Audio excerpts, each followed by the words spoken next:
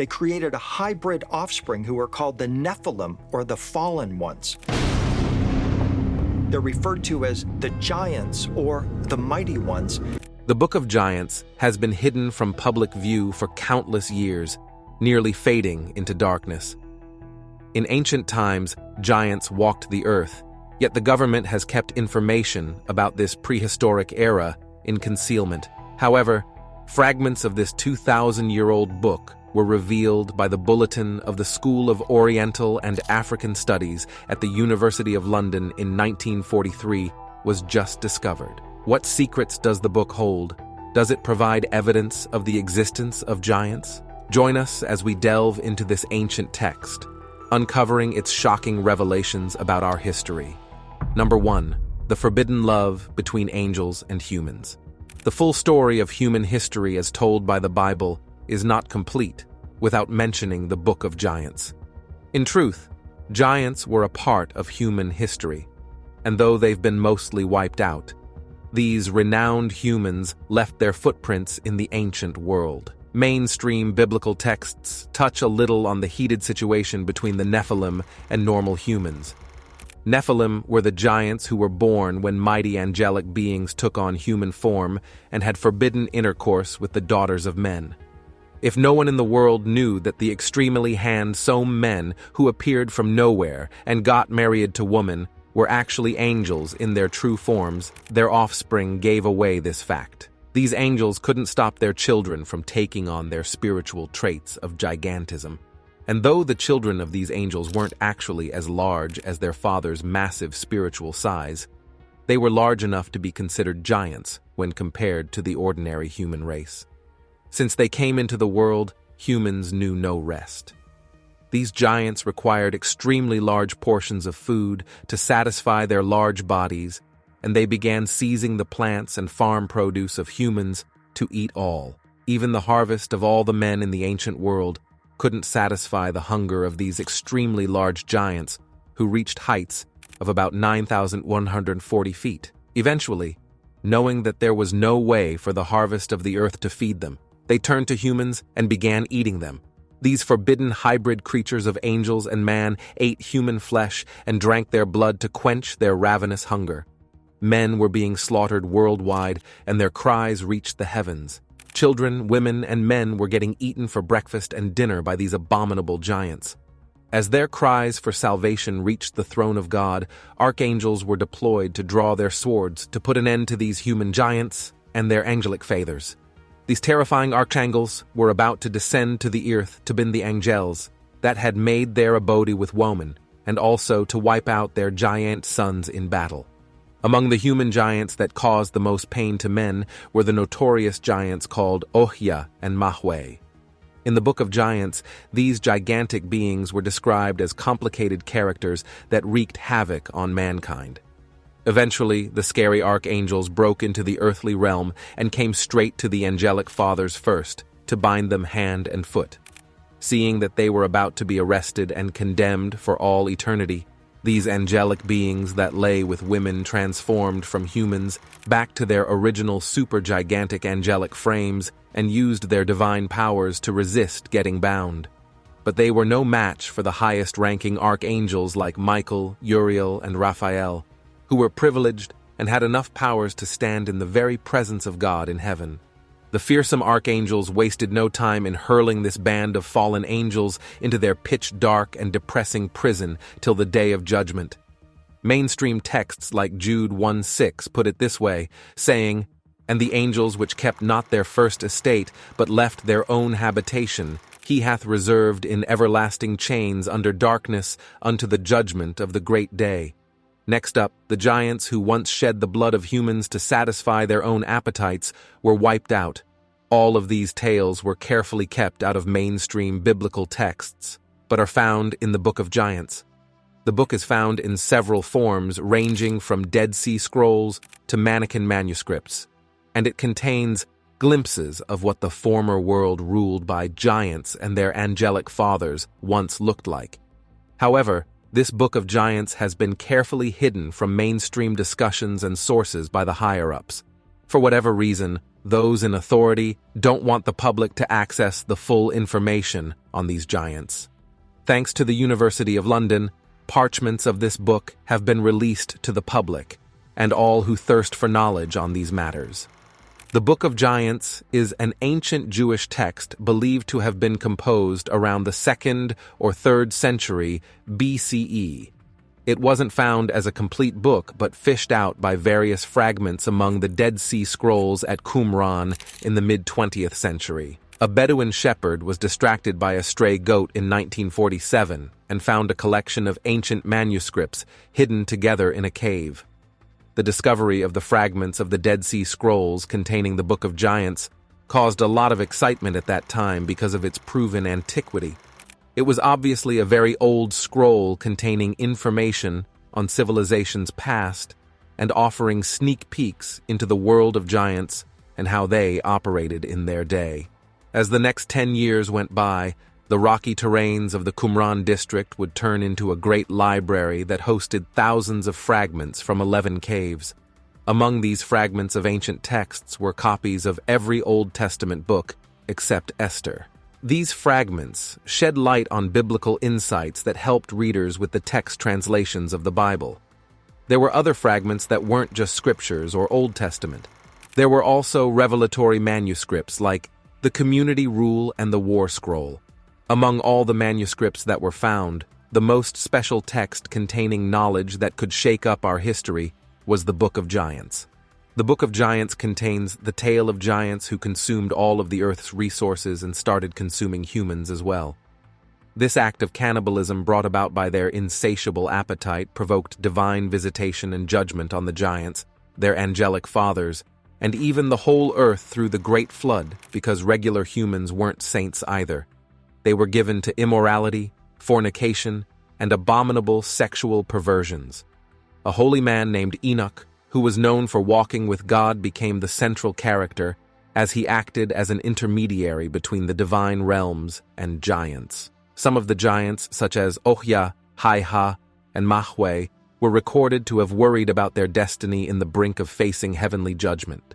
The fragmented Book of Giants helps in understanding mainstream biblical hooks as the lines between history and myths are fused together. An apostle named Mani is given credit for penning down one of the versions of the Book of Giants. Raised in southern Mesopotamia in a Jewish Christian sect called the Elk Cascades, Mani began having visions at the age of 12 that got him banished from his people, so he found his own religion. Mani started leading a new religious movement called the Manichaean tradition. Mani's version of the Book of Giants is similar to that of the mainstream Dead Sea Scrolls version. Written in Syriac, an Eastern Aramaic dialect, the Book of Giants reveals the story of demons who escaped their heavenly stations and turned the earth upside down. It also has some terrifying information about ancient human history that we're going to explore now. Number 2. The shocking knowledge revealed by the Book of Giants. To restore the earth to its original peaceful operations, heavenly forces led by formidable archangels had to be mobilized to the visible realm to arrest the situation and put these illegitimate occupants of earth and their giant children away. The names of these archangels who brought the situation under control were Michael, Gabriel, Raphael, and Uriel. Some parts of the present Bible touch on stories that were recorded in the Book of Giants, specifically the story of Nephilims in the Book of Genesis. These Nephilim were the children of the sons of God and the daughters of men. They were a hybrid mutation that shouldn't have existed in the first place. The Book of Numbers 13:33 revealed that these Nephilims were so large that humans appeared as grasshoppers next to them. They obviously took on the spiritual sizes of their angelic fathers. Since these Nephilim started using humans as meals, as farm produce was no longer enough to feed them, God orchestrated a catastrophic flood that hit the whole earth so they could all be wiped out. It wasn't only their size that was massive, their intellect was also great, as they possessed great knowledge way beyond the normal mental threshold of humans. Genesis recorded these Nephilims as the great men of old, men of renown. It was to be expected because their fathers were angels after all. However, Since their knowledge wasn't subject to God's will, they heaped great havoc on the earth, fulfilling their own abominable lusts of sexual perversion, subjugation of humans, and world governance. The fathers of these giants taught men rebellion against God and brought corruption on the earth by leaking secret arts, sciences, and technologies of heaven, such as sorcery, makeups for women, forging weapons of war, astrology, magic, making technological equipment and simple instruments like mirrors, as well as other things that weren't yet permitted to be accessible by the human race.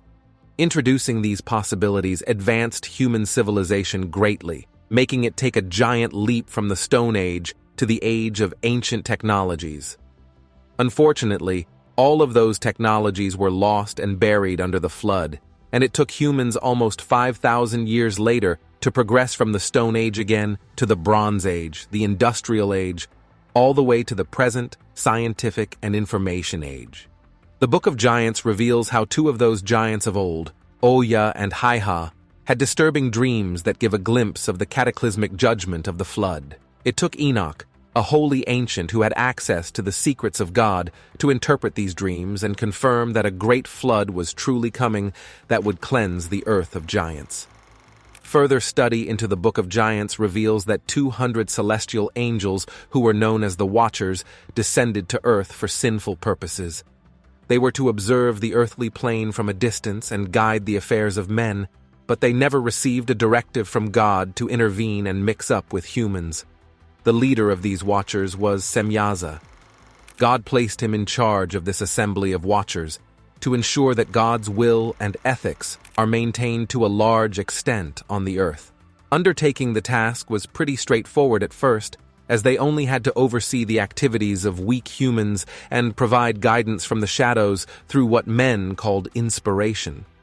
These Watchers performed their roles perfectly well, as was expected of angelic beings in their power and class. As time went by, however, a crack was beginning to form in their unbroken loyalty to God as they beheld the unbelievable beauty of women.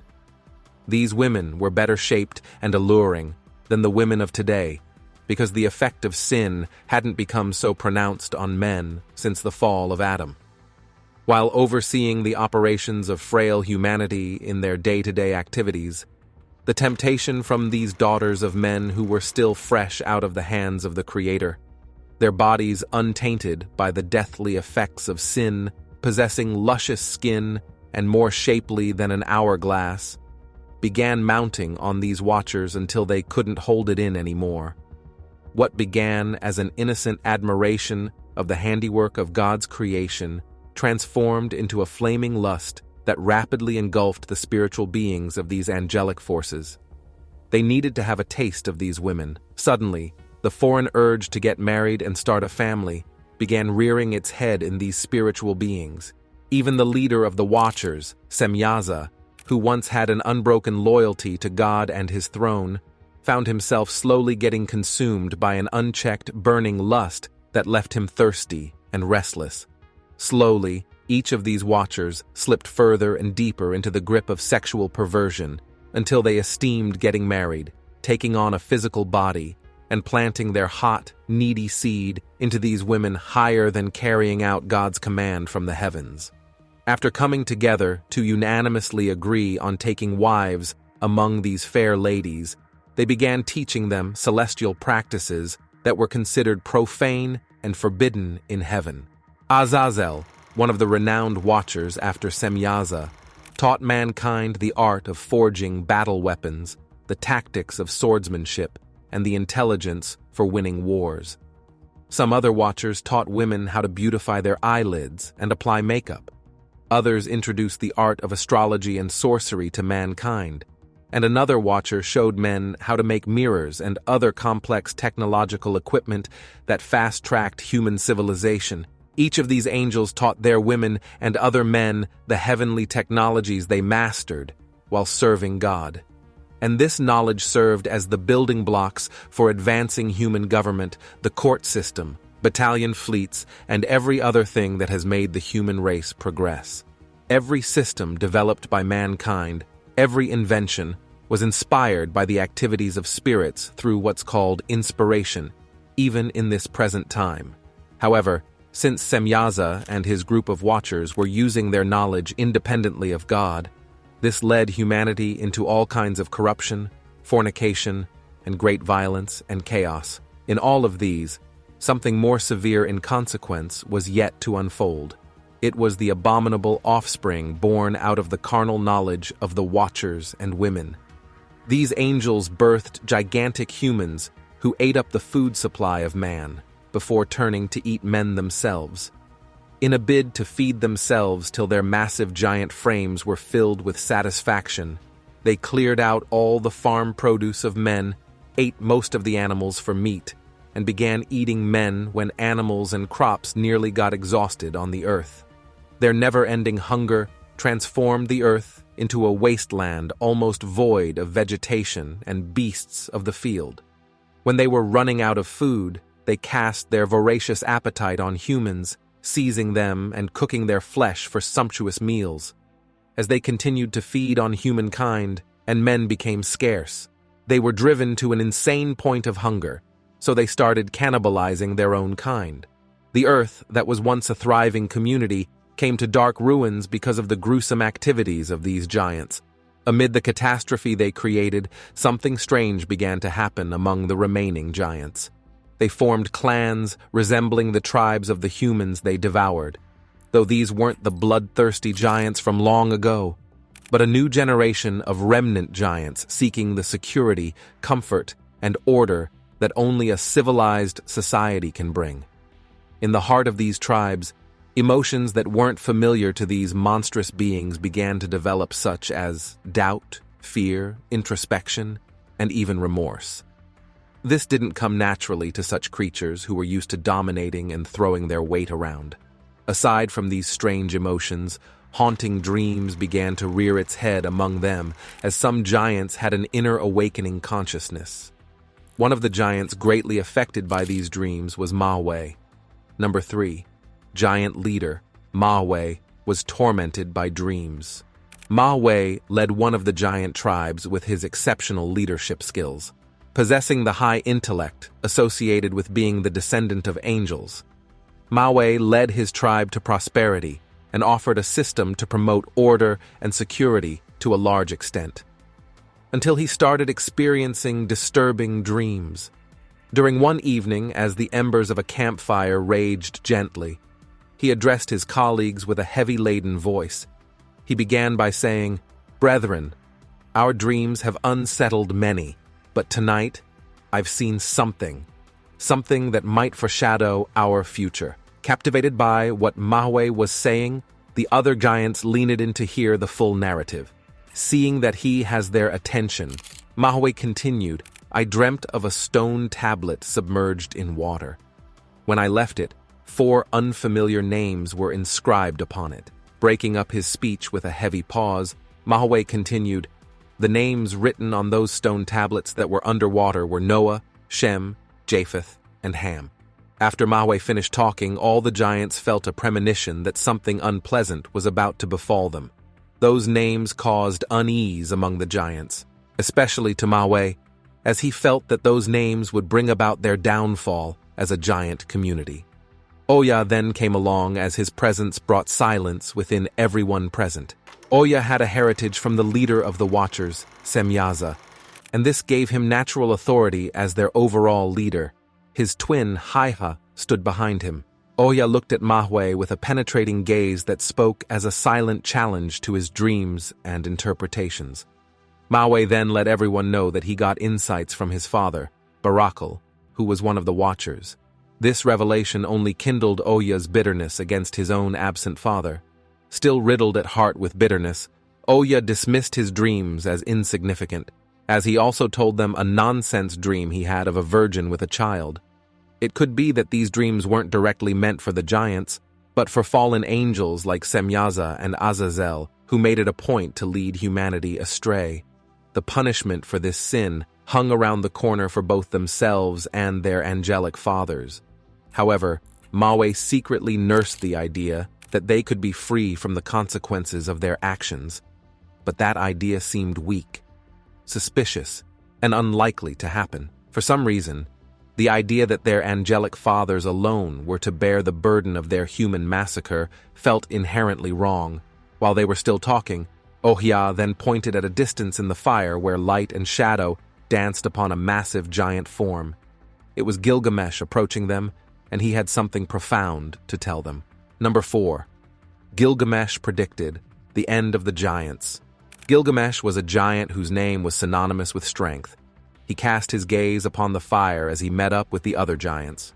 Without looking up from the flames, Gilgamesh expressed his conviction over his domineering power over mortals, but he acknowledged the unfathomable force of the Divine One, whom he could never match. A sober event then fell upon the face of Gilgamesh, as he admitted that the era of giants and wild men like himself was coming to a quick end. And with that, all the giants retired for the night. Once again, their sleep was disturbed by troubling dreams that instilled a sense of dread in their hearts for the destructive event that they felt was coming for them. They could feel it in their gut that their days were numbered.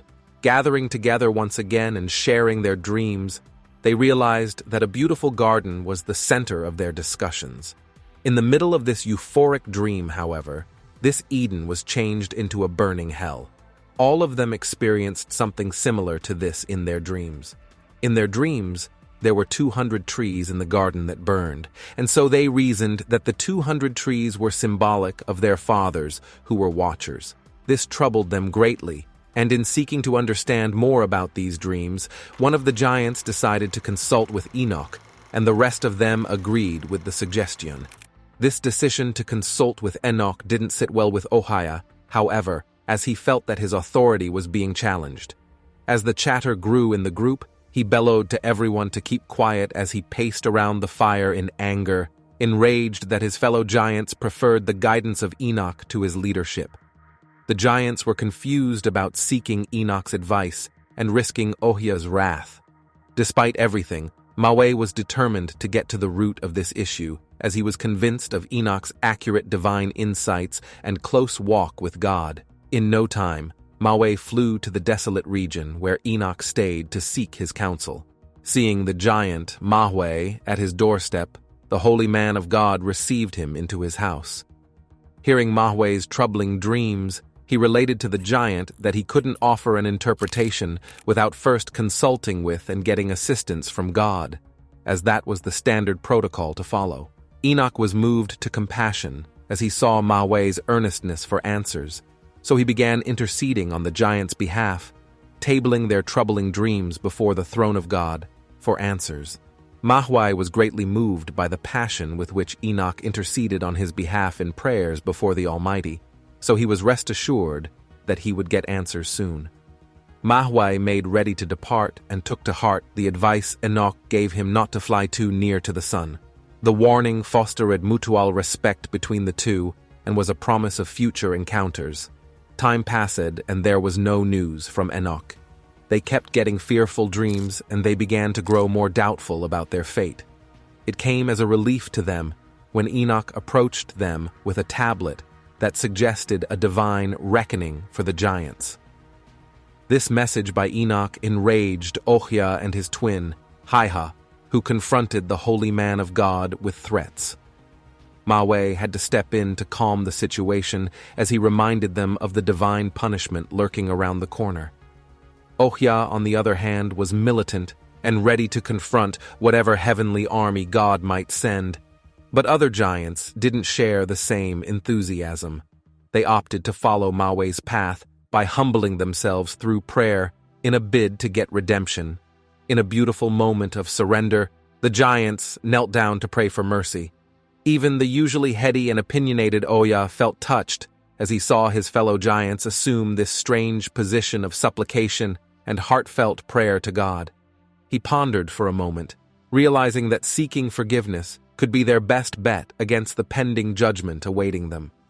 As Enoch correctly foretold, the holy archangels arrived at the earth to get rid of the giants. Despite the pleas by some repentant giants for salvation, for one last chance at making things right, Gabriel, one of the archangels, used his fearsome powers to incite the giants to fight themselves so they could fall by their own hands. Gabriel spared no one because it was too late for repentance. Elohim had already given orders to wipe them out. As Mahwai saw Gabriel's unbending approach towards their extinction, he understood that prayers weren't going to save them from meeting their end. Very soon, the great flood, which they dreamed about, started falling in large torrents into the earth, with only an ark containing Noah, his household, and a pair of all animals on earth floating on it. Seemingly unaffected by the ongoing catastrophe, Ohia watched from a cliff, reminiscing about the fate of Mahwai and divine compassion. He reasoned that genuine forgiveness couldn't be found in angry angels or floods of world judgment. Ohia and a few other giants climbed to higher grounds to escape the encroaching flood, and it was there he saw a terrifying sight. He beheld a large, dark creature with scales and a mysterious purple radiance. Its presence struck fear in the giants as this massive-looking, fearful creature matched the description of Leviathan, the sea legend. Immediately, the sea monster attacked the giants and a fierce battle ensued between the giants and Leviathan. Ohia barely managed to escape losing his life to the Leviathan. He escaped to a cliff and almost lost his staff at the edge of the cliff. As soon as he regained his staff, he saw the Leviathan before him, with a head so large that blocked out the sun. Fear gripped Ohia again. Wedged between the jaws of the sea monster was his brother, Haiha. Rage replaced fear as Ohia saw his brother's motionless body, so he charged at the Leviathan, striking each of its eyes with his staff. Each blow to the sea monster carried with it an evil intent fueled by vengeance for his brother. After several hits, his staff fell off from his hands and sank into the flood. Without a weapon, Ohia used his great physical power to strike the head of the beast and gouged out its eyes. Unyielding in his assault, the Leviathan eventually gave in to the fury of Ohia. Just before giving up the ghost, the sea monster threw Ohia off his body, making him crash into a cliff and fall down heavily. Ohia lay motionless for a while as feelings of victory, anguish, and grief washed over him. Standing up to savor his victory, he was suddenly struck from behind by one of the archangels. He tried to move, but there was complete numbness in his body. Slowly, his vision started to fade, and in his last moments, he heard the distant sound of an angelic trumpet. The waters then rose to the high heavens, and life was completely flushed out of the earth. Only Noah and his family, the same names that Mahwai saw written on a stone tablet in his dreams, survived. Thanks for watching to the end to uncover the knowledge gained from the Book of Giants. Don't forget to like and subscribe for more interesting videos.